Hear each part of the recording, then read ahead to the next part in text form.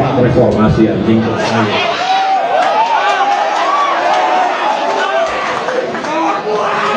Beberapa hal memang tidak bisa direformasi seperti Departemen Kepolisian. Saya bilang itu bisa direformasi.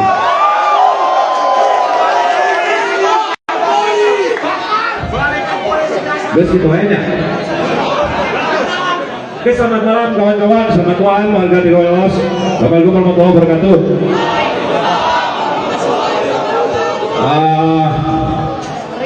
Saya pikir malam ini tuh kayak apa ya? Mana diminta jadi pembicara, biasanya kalau jadi pembicara itu saya freestyle aja gitu ya. Tapi tiba-tiba kawan-kawan dari Bandung bergerak, pengen ada sejenis tulisan katanya kayak gitulah.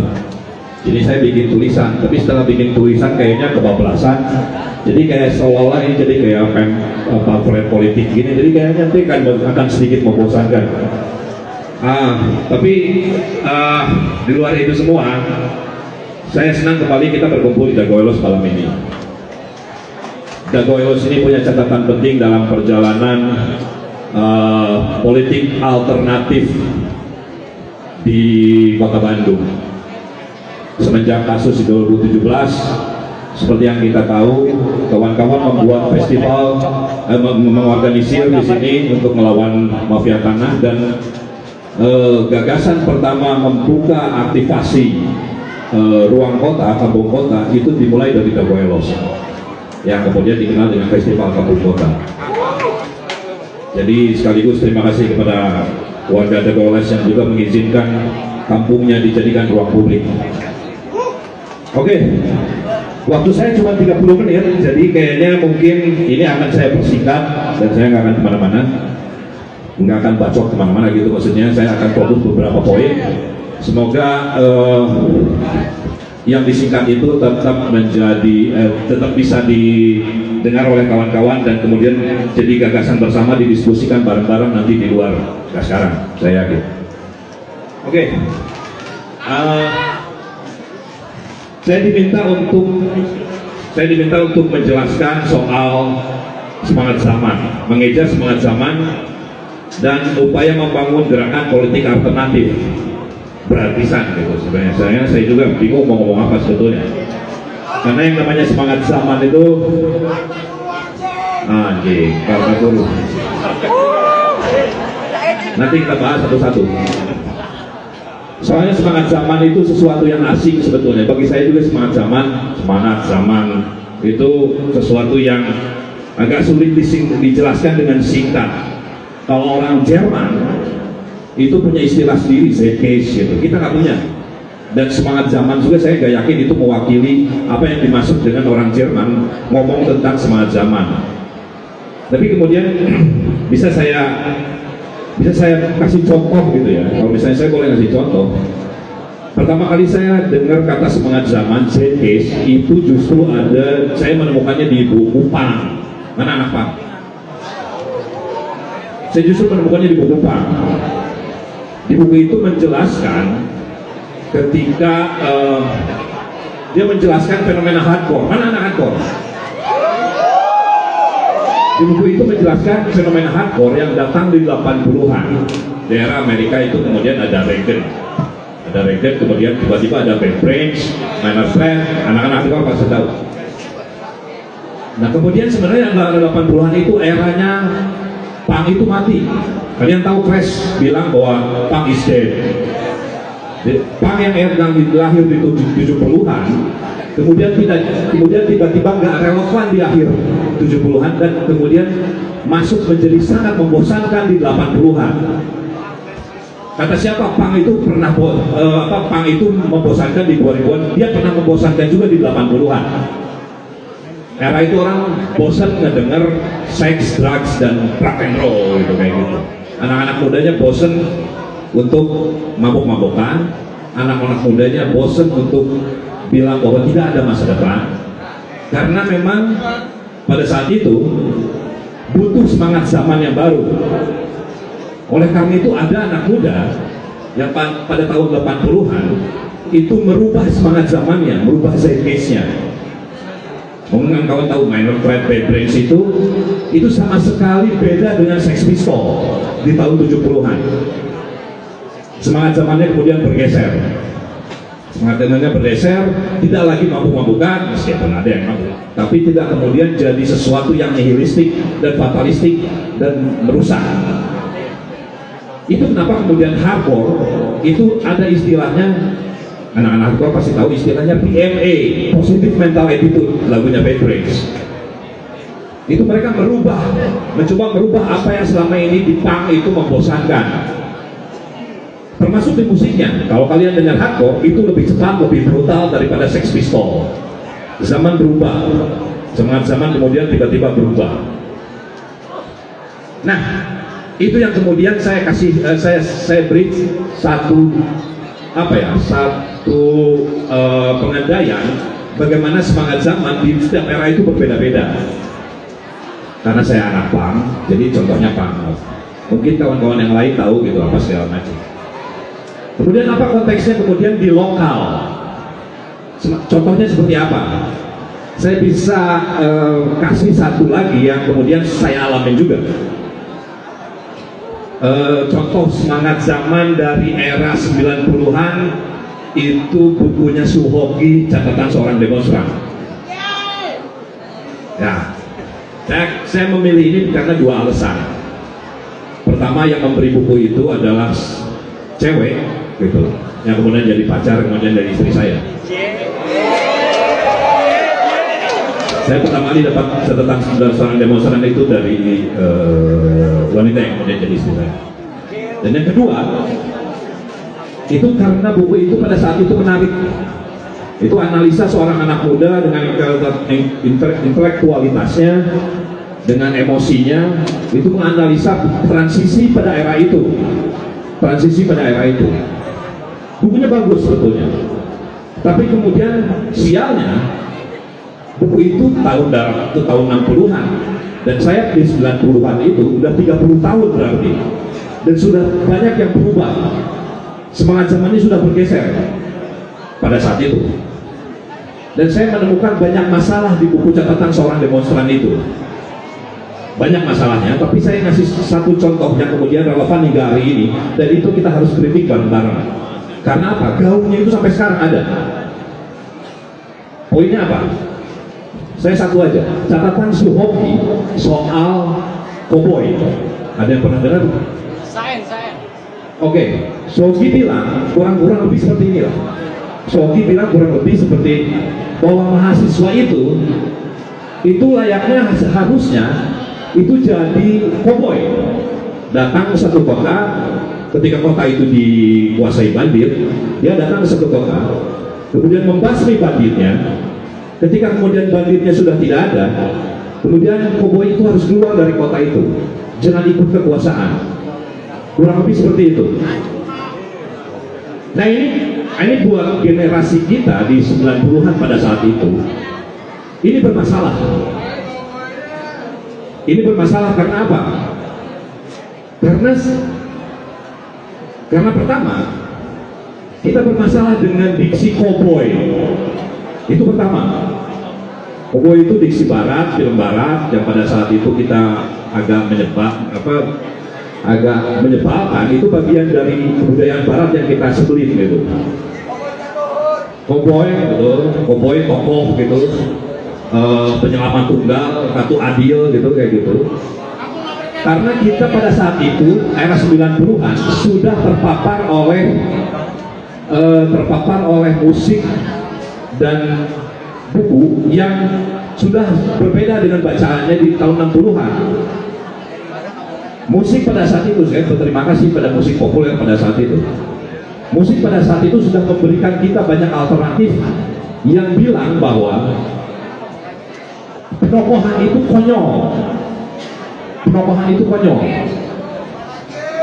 Kalau dalam bahasa kerennya anti-hero, anti pahlawan.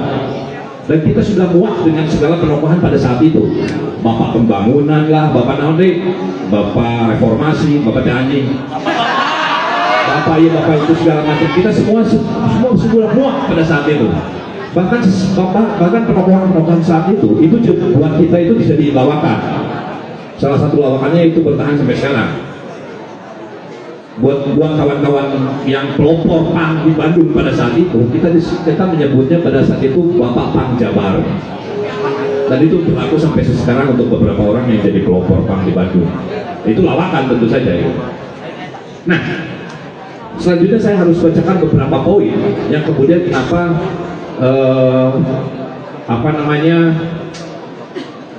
poin Koboi Suwoki itu sangat bermasalah.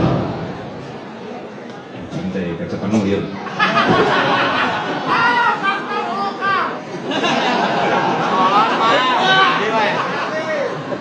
Itu anjing aing orangnya goblok. Kan dia lupa dan aing. Oke, ini maksud Suwoki. Dia ingin gerakan mahasiswa hanya sebagai intervensi yang sementara, bukan menjadi bagian dari kekuasaan permanen. Make sense? Mahasiswa turun tangan ketika terjadi ketidakadilan dan dasar kekacauan moral politik dan lain sebagainya. Setelah kondisi membaik, mahasiswa tidak seharusnya ikut menikmati kekuasaan. Gi menolak gagasan mahasiswa harus menjadi bagian dari struktur kekuasaan setelah reformasi atau revolusi. Ia ingin mahasiswa tetap jadi kekuatan moral independen, sesuatu yang siap mengkritik kekuasaan siapapun memegangnya. Terdengarnya seperti tidak bermasalah, padahal di situ tak masalahnya. Analogi Koboi ini bermasalah karena tidak ada moral yang independen. Itu pertama. Bahwa politik itu bukan soal netralitas moral atau posisi di luar sistem. Karena setiap pilihan adalah politis, bahkan keputusan untuk netral, tidak memihak, tidak menjaga jarak, merupakan sikap politik. Moral tidak pernah sepenuhnya independen. Moralitas sendiri lahir dari latar sosial, kelas, sejarah, dan nilai-nilai yang selalu bersinggungan dengan kekuasaan. Kami dulu sering bergurau kalau Suwoki diberi umur panjang, dia mati muda. Umurnya sampai 27 kalau salah dia mati meninggal dunia saat naik gunung, seperti yang kalian ketahui. Kalau Gi diberi umur panjang, dia pasti akan merevisi opininya tentang Koboi itu. Nah, ini bermasalah karena memang permasalahannya dia pengandaiannya aneh. Koboi seolah-olah masalahnya ada di individu, padahal permasalahan ada di kotanya. Kita membasmi bandit di kota, setelah banditnya mati kemudian keluar, padahal kotanya sendiri bermasalah. Yang bermasalah itu bukan 1-2 orang, bukan hanya 1-2 bandit, tapi kotanya yang bermasalah, kotanya yang harus dihancurkan. Itu. Jadi kemudian hubungannya apa dengan kita hari ini? Dalam konteks ini kita harus berhenti main koboi-koboyan. Karena Zeitgeist ini bermasalah sampai hari ini. Kalau kawan-kawan dengar beberapa orasi kawan-kawan BEM kemarin, itu masih ada yang bilang bahwa kita itu harus netral, harus punya politik yang berdasarkan nurani, harus politik yang tidak dikotori oleh kekuatan di luar mahasiswa. Emang kekuatan mahasiswa apa? Ini saya bukan anti mahasiswa, tapi ini kritik. Bahkan ketika saya menjadi mahasiswa pun, ini kritik pada gerakan mahasiswa 98 yang seperti kita ketahui, kemudian setelah 98 bergabung dengan rezimnya itu bedol desa. Ya, kalian sekarang lihat angkatan saya itu ada di mana sekarang? Budiman Sujatmika jadi apa sih?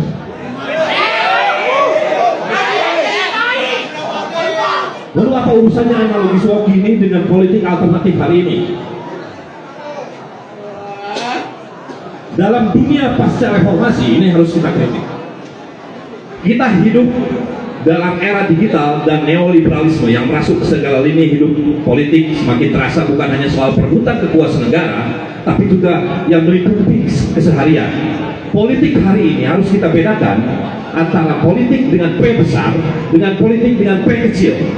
Politik yang mengarah kepada kekuasaan dan politik yang bergulat dengan kehidupan warga sehari-hari. Itu kita harus pisahkan. Bahkan hari ini perjuangan yang dulu dianggap non politik seperti wilayah afek dan identitas ini justru jadi ranah utama politik seperti gender, lingkungan, relasi antar komunitas, semuanya politik.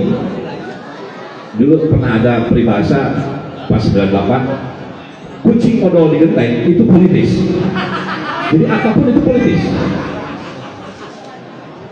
Alih-alih menjunjung tinggi kebersihan moral yang utopis, sekali lagi utopis, kebersihan moral itu utopis, lebih utopis dari ide-ide anarkis. Kalau kalian pikir ide-ide anarkis utopis, kebersihan moral itu lebih utopis lagi, sama utopisnya, atau bahkan lebih utopis dari mereformasi sekali lagi departemen kepolisian.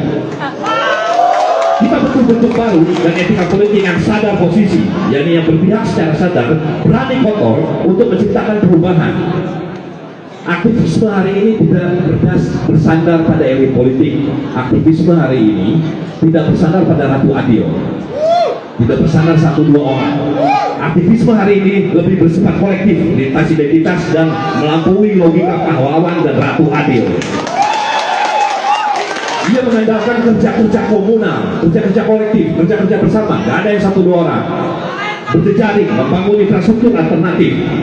Dalam politik non representasi, selama ini kita representasi perwakilan di DPR, perwakilan di mana politik kita tidak butuh representasi.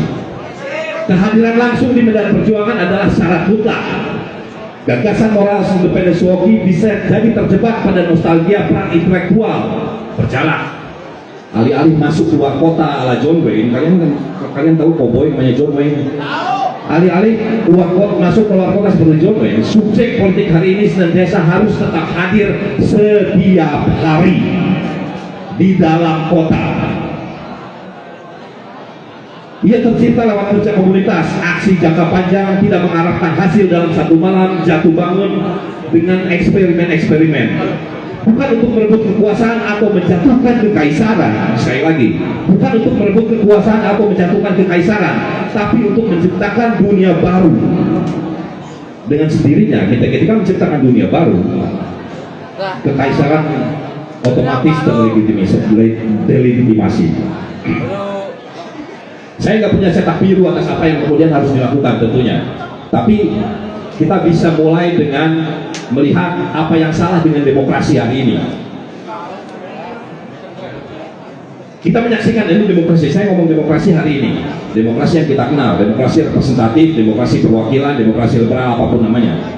Kita menyaksikan pemilu datang dan pergi. Tokoh-tokoh baru muncul dengan jargon lama di baligo dan spanduk yang desain grafisnya berkompetisi untuk menjadi yang paling buruk. Kita sebagai warga ditakdirkan menjadi penonton, hanya diberi perang 5 menit di bilik suara. Di sela-selanya kita dihimbau dengan sangat seksama dan berhati-hati. Oh, pertimbangkan coba pilihan kalian, karena nanti itu akan mempengaruhi hidup kalian 5 tahun mendatang. Hai anjing. Waduh, apapun yang kalian coblos tidak akan berpengaruh pada hidup kalian.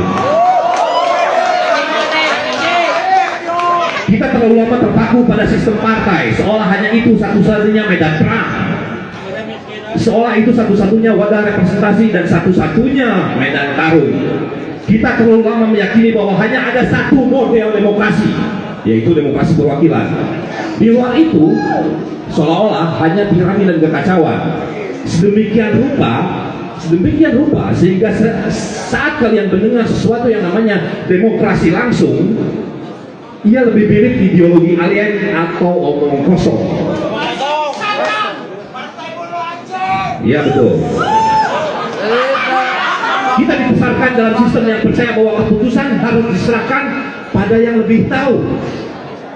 Tapi siapa yang sebenarnya lebih tahu urusan kita daripada kita sendiri?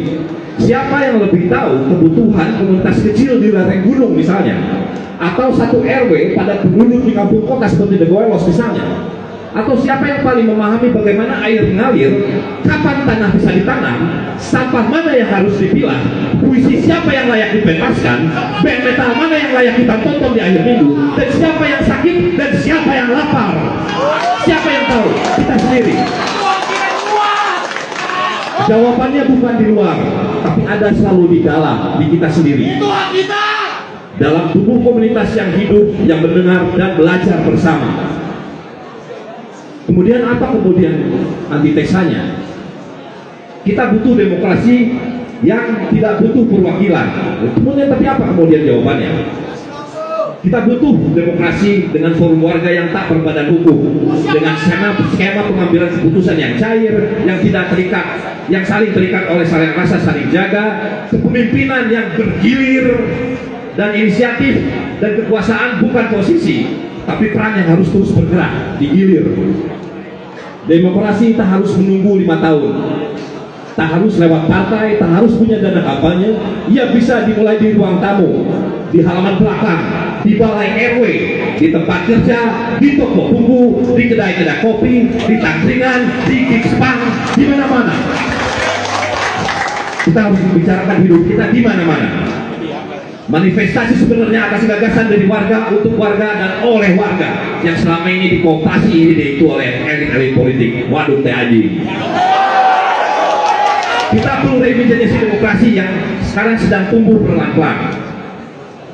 Kita tidak sadar bahwa demokrasi langsung yang tadi saya sebutkan tadi itu sudah berlangsung, tumbuh pelan-pelan. Hanya kita tidak menyadari itu, tidak menyadari fenomena-fenomena apa yang sedang terjadi di sekeliling kita.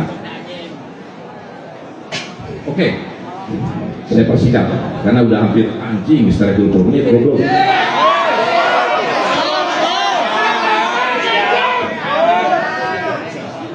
Karena kurang skipnya, ada beberapa hal yang perlu skip, yuk bahas waktu soalnya. Oke. Yang kita butuhkan adalah kemudian imajinasi, mengimajinasikan kemudian apa yang kalau misalnya nggak ada DPR, kita nggak butuh negara, kemudian apa yang harus kita lakukan? Karena itu yang jawaban yang harus kita diskusikan ke depan, diskusikan di mana-mana seperti yang saya bilang tadi. Kemudian gantinya apa? Kita memang membenci DPR, tapi kemudian kalau nggak ada DPR, kemudian apa yang harus kita lakukan? Banyak. Ya terdengar seperti khayal, tapi justru disitulah letak titik awalnya. Mari kita imajinasikan. Yang kita butuhkan adalah imajinasi sebagai tindakan politik, membayangkan bentuk baru demokrasi, bukanlah kemewahan intelektual, sama sekali bukan urusan orang-orang akademis juga, tapi tindakan politik yang paling mendasar. Apa contoh mengimajinasikan politik non representasi untuk konteks lokal hari ini? Bagaimana membayangkan kemungkinan politik baru di luar logika wakil rakyat, partai, lembaga negara, bahkan di luar format aksi massa tradisional?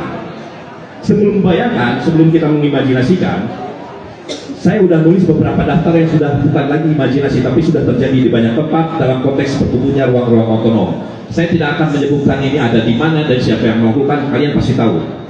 Pertama, gerakan petani yang melawan perampasan tanah, di mana masyarakat membentuk forum-forum sendiri, tidak ada perwakilan DPR apa segala macam, ormas segala macam. Gerakan petani yang melawan perampasan tanah, di mana masyarakat membentuk forum-forum sendiri, membuat tenda perjuangan, memblokade akses masuk bagi alat berat, bahkan membangun lumbung alternatif untuk melawan proyek tambang atau infrastruktur. Kalian tahu di mana? Kolektif swakelola yang lahir dari penolakan sejumlah anak muda terhadap penindasan sistem upah yang tidak adil dan hasrat untuk keluar dari siklus waktu kapitalisme. Bikin swakelola karena dia capek kerja dari jam 8 sampai jam 5. Bikin swakelola dengan teman-temannya, bikin bareng-bareng, tidak ada bos, tidak ada buruh, swakelola. Itu udah terjadi di mana-mana. Kelompok-kelompok kerja literasi yang membangun pustakanya sendiri, kolektif desainer grafis yang menggagas unit kerja kota, yang mulai membuat ruang hidup yang bersahabat dengan kawan-kawan disabilitas, hingga mengkampanyekan isu-isu krusial di akar rumput. Kolektif desainer grafis mengkampanyekan isu-isu krusial di akar rumput, semilitan agensi kreatif mengkampanyekan iklan rokok di ruang-ruang publik. Jaringan perpustakaan jalanan, mana kawan-kawan perpusdial? Jaringan perpustakaan jalanan yang menyebar tak lagi hanya di kota-kota besar. Anak muda pedesaan yang membangun kolektif tani dan berkooperasi. Mana kawan-kawan Black Farm Municipal? Kayaknya malam ini datang, kawan-kawan suka tani. Kelompok pertemanan di satu kabupaten yang memfungsikan juga kedai kopinya sebagai ruang diskusi dan berdialog di komunitasnya untuk memecahkan masalah-masalah di sekitar mereka. Gerakan kampung kota yang melawan penggusuran, lalu menciptakan sistem tata kelola otonom, musyawarah kampung, dan koperasi warga. Hidup Dagoelos. Komunitas pertanian regeneratif yang melawan food estate. Generasi terburuk sastra Indonesia yang menolak sastra arus utama membuat jaringan distribusi otonom untuk terbitan prapesan puisi dan esai-esai mereka. Komunitas adat dan masyarakat hukum tradisional yang tidak bekerja dengan logika perakilan tapi logika kolektif, musyawarah, dan relasi ekologis yang menyatu dengan tanah. Gerakan pasar gratis yang melapak sandang bagi siapapun yang membutuhkan, terutama tunawisma. Sekelompok anak muda yang membuat dapur kolektif. Mereka bukan LSM, bukan organisasi partai. Mereka hanya berkumpul, memasak bersama, mendistribusikan makanan ke warga yang membutuhkan. Berawal saat pandemi menghantam, lalu merawat tradisinya saat pandemi belum usai. Gerakan peduli warga yang membuat etalase nasi gratis bagi siapapun yang membutuhkan dan menyediakan media bagi mereka yang ingin berbagi. Anak-anak muda yang berganti jadwal siaga mengantarkan isi bungkus gratis. Mereka bersiaga 24 jam di area tertentu untuk memanfaatkan sosial media sebagai posko. Tidak ada posko fisik, pakai Twitter, calling, ada nomor WhatsApp, ada yang lapar di satu titik, pakai Google Map, antar nasi ke sana. Luar biasa. Kelompok ojek online yang membuat sendiri posko sederhana untuk mengobrol, berbagi cerita, dan tolong menolong. Sedikit rehat rebahan sambil menyeduh kopi dan mengisi ulang baterai handphone mereka. Siapa yang membuat posko-posko ojol? Ojol sendiri. Galeri alternatif, ruang seni warga, toko grosir komunitas, acara pangan mandiri tanpa agenda branding korporasi, koperasi digital, jaringan pangan lokal, klub supporter tim sepak bola daerah yang berkonsolidasi membantu korban perampasan ruang hidup. Salut untuk kawan-kawan BSA dan fans Persib di Bandung yang membantu kawan-kawan di luar penggusuran. Dan salut juga untuk kawan-kawan di Jakarta, fans Persija yang membantu juga kawan-kawan yang dirampas hanya di ruang hidupnya di Jakarta. Kawan-kawan Bandung dan Jakarta punya potensi untuk mendamaikan konflik masa lalu justru lewat perubahan sosial.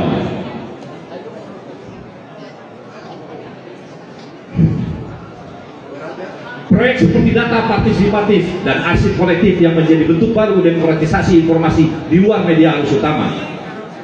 Kolektif jurnalis lokal yang menggagas media yang berkomitmen untuk mengabarkan setiap geliat pemberdayaan di kota, termasuk membuat kelas-kelas jurnalisme warga agar warga dapat memberitakan sendiri sekelilingnya. Hidup Bandung bergerak. Generasi baru yang melihat infrastruktur digital sebagai ruang potensial, meskipun mereka sadar platformnya dimiliki oleh korporasi, warga menggunakannya untuk produksi pengetahuan bersama.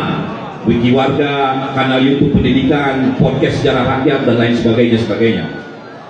Semua ini tidak didesain untuk masuk dalam sistem perwakilan formal, DPR, pilkada, apapun, melainkan untuk menjaga ruang hidup, membangun kekuatan kolektif, dan mengganggu logika pembangunan dari negara dan pasar.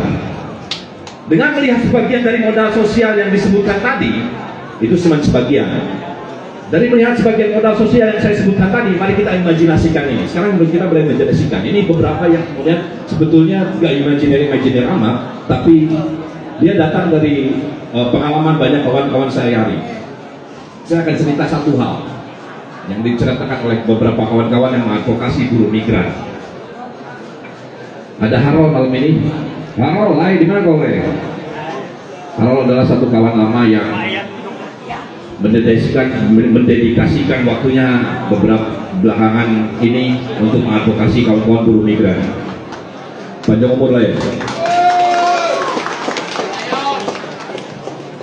Perkumpulan buruh migran yang anggotanya ini imajiner, tapi saya dengar ceritanya dari berbagai kawan. Perkumpulan buruh migran yang anggotanya datang dari banyak daerah bukan sebagai pekerja formal, bukan pula sebagai penduduk legal. Datang ke sana untuk cari kerja. Kadang-kadang sangat ilegal. Mereka datang sebagai yang tak boleh disebut tubuh-tubuh yang bekerja di dapur, warung, sebagai kuli bangunan harian, sebagai pengangkut galon, sebagai penjaga malam. Mereka tinggal di petak-petak sewa harian yang tak terdata.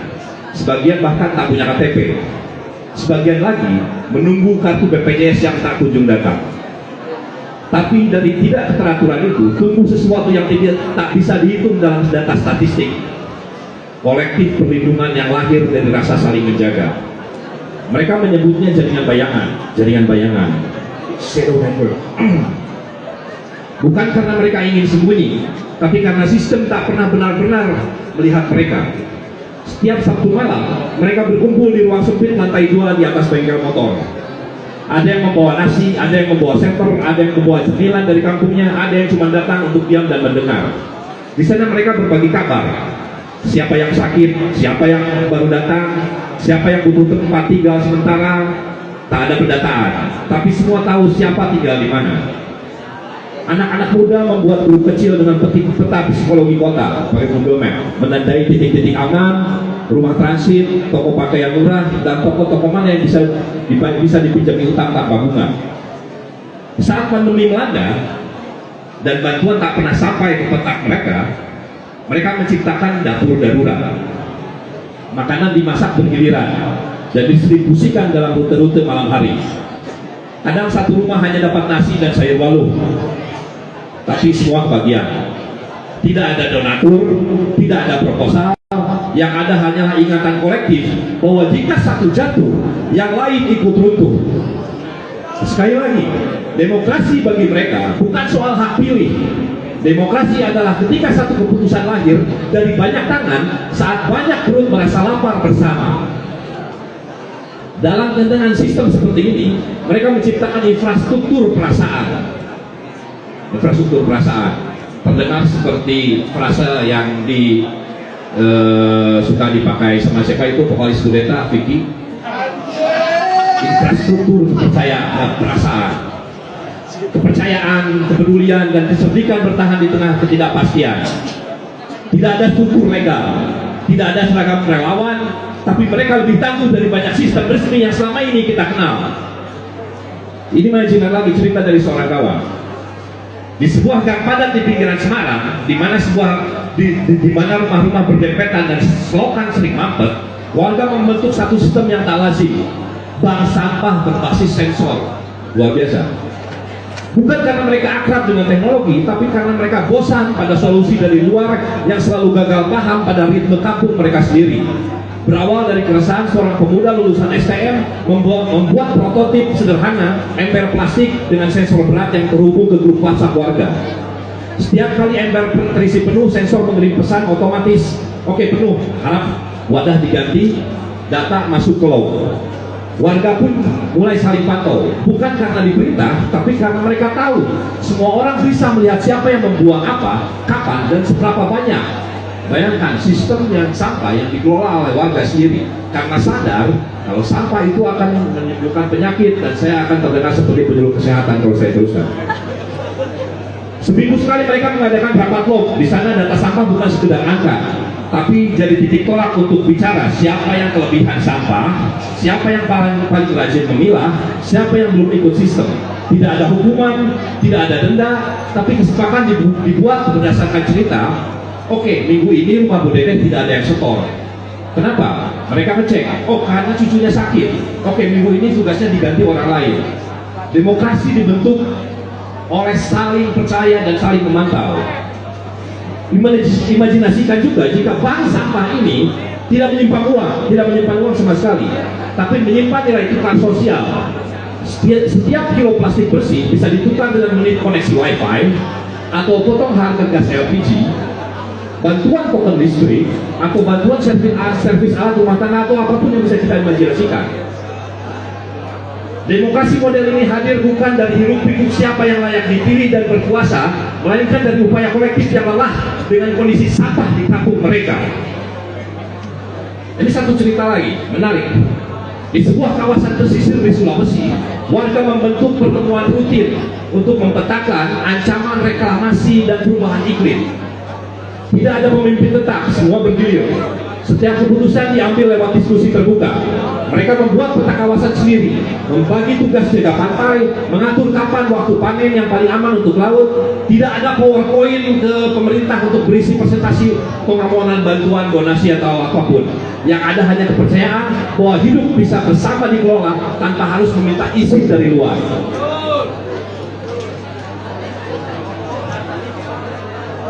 Di tempat lain eksperimen-eksperimen seperti ini ada.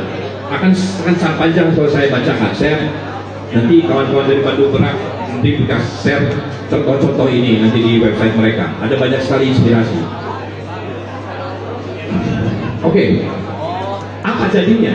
Apa jadinya jika RT menjadi ruang deliberasi pembebasan, bukan hanya mesin administrasi?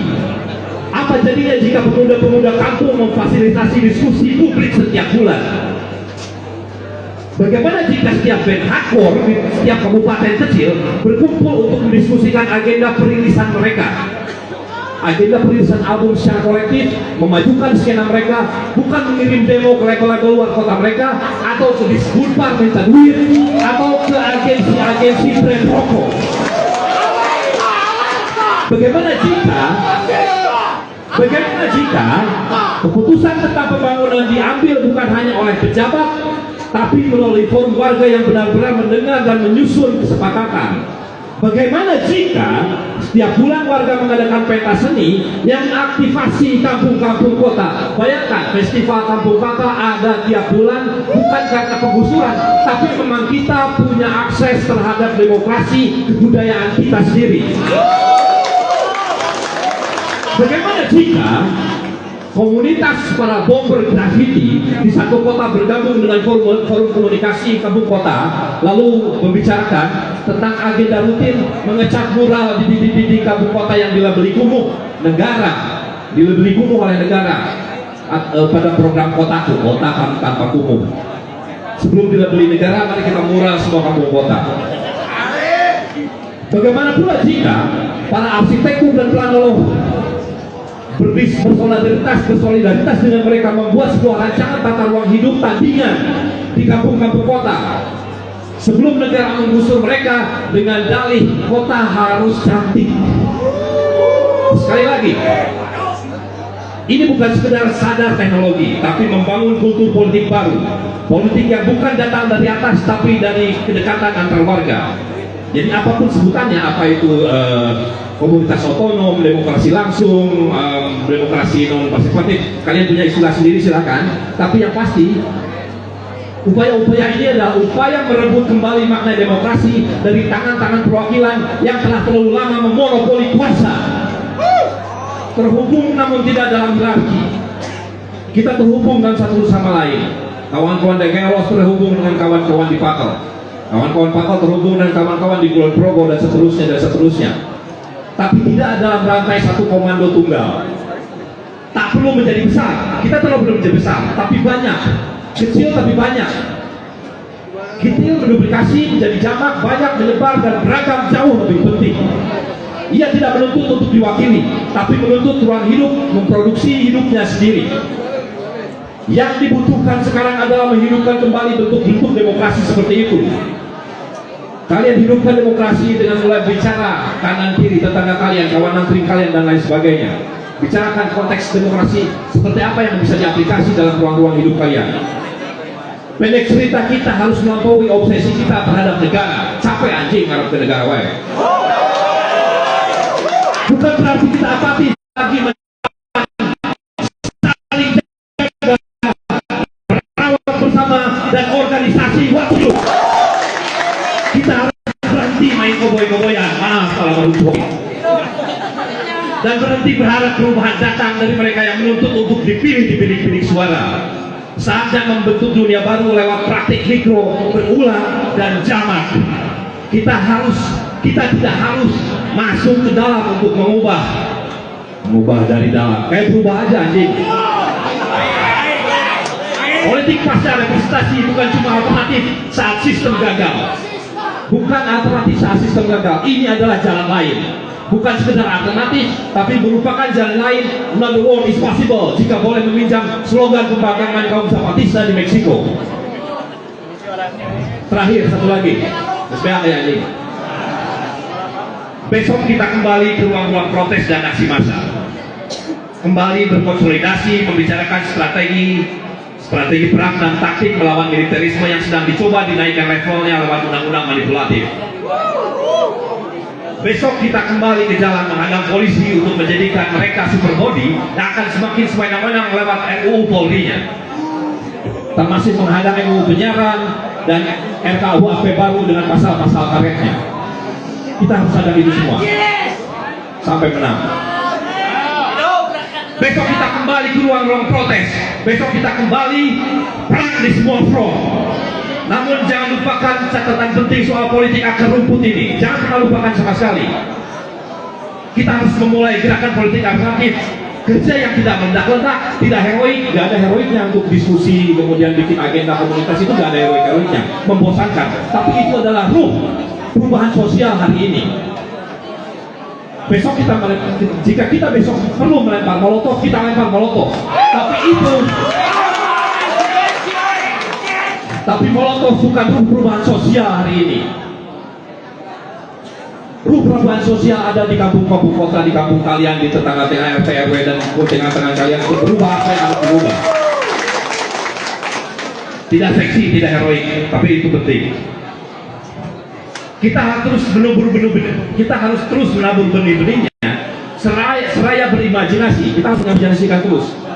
Karena ketika suatu hari nanti jika ada isu Dewan Rakyat hadir kembali, jika ada kemudian satu momen revolusi dan kemudian datang lagi isu Dewan Rakyat, kita sekarang punya alternatif fondasinya. Tahun 98 ketika transisi reformasi yang kemudian dinego jadi reformasi dan kemudian Soeharto terguling pada saat itu ada isu namanya Dewan Rakyat.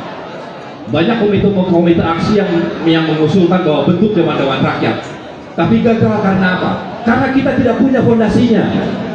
Masyarakat hari itu tidak terbiasa dengan apa yang namanya demokrasi langsung yang tadi saya sebutkan. Kita harus memulainya dari sekarang, karena nanti jika ada waktu-waktu seperti itu lagi, jika ada revolusi yang dalam bentuk besar lagi, kita harus punya alternatifnya menggantikan sistem apa yang ada sekarang. Ini penting karena apa? Karena apapun nanti yang terjadi kalau misalnya ada revolusi lagi, kalau kita tidak siap, akan selalu ada elit-elit politik yang akan mengambil alih. Percaya sama saya. 98 itu diambil alih oleh komplotan Amin Rais, Gus Dur, Megawati, Sultan, siapapun itu pada saat itu. Momen Ciganjur. Kalian Google momen Ciganjur, itu momen kemudian pengambilan alih oleh elit-elit politik. Oke. Terima kasih kawan-kawan sudah datang malam ini. Saya pikir ini sudah cukup panjang untuk kemudian jadi bahan diskusi dan PR buat kita semua untuk mendiskusikannya di titik-titik kumpul kita semua. Salam kebebasan. Jangan lupa untuk tetap bernyanyi, menulis puisi-puisi kalian dan berdansa. Karena itu itu akan menjadi semangat zaman yang akan kalian catat. Assalamualaikum warahmatullahi wabarakatuh. Revolusi.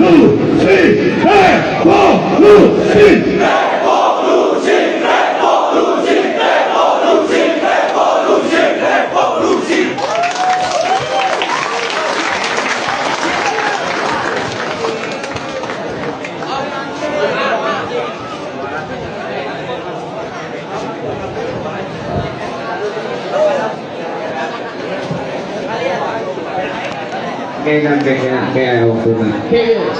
Kan acara teh kita akhirnya